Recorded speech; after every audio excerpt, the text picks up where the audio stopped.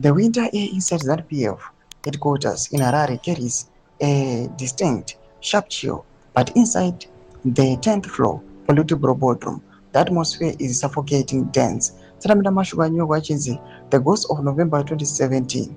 Why 2017 is hounding the 2030 project? Subscribe or like on the bell icon. Tune down the news of Samdonira GT.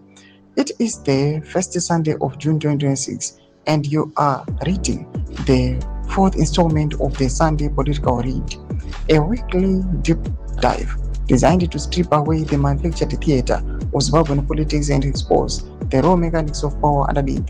On the surface, the current agenda reads like a routine bureaucratic exercise. Provincial reports, agricultural updates, and structural audits.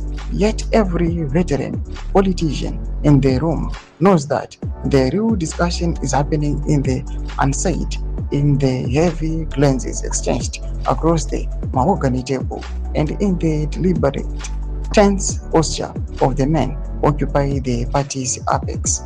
Floating above the throne of presentation is a single polarizing number 2030, the 2030 project, the concerted, highly orchestrated campaign by loyalists to extend President Mnangagwa's political dominance beyond the two-term constitutional limit expiring in 2028 hangs over the room like an uninvited guest. This is no ordinary succession tiff, nor is it merely another chapter in the well-worn playbook of ZANU-PF fractionalism. What is unfolding within the Revolutionary Party is an existential contest over the very character of the Zimbabwean state. It is fundamental struggle between constitutional power and security power, between formal legal authority and liberation era legacy, and between civilian bureaucratic control and the raw military foundations that birthed the Second Republic. Nearly a decade after tanks rolled into the streets of Harare to depose Robert Mugabe, the architectural contradictions of that dramatic intervention have returned to demand a final destabilizing settlement.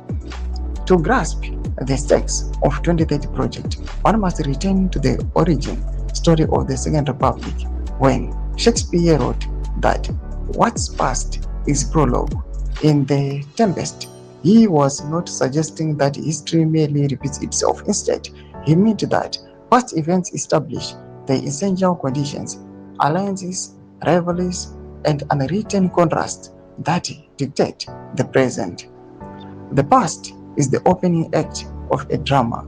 It writes the script that the actors are forced to perform today.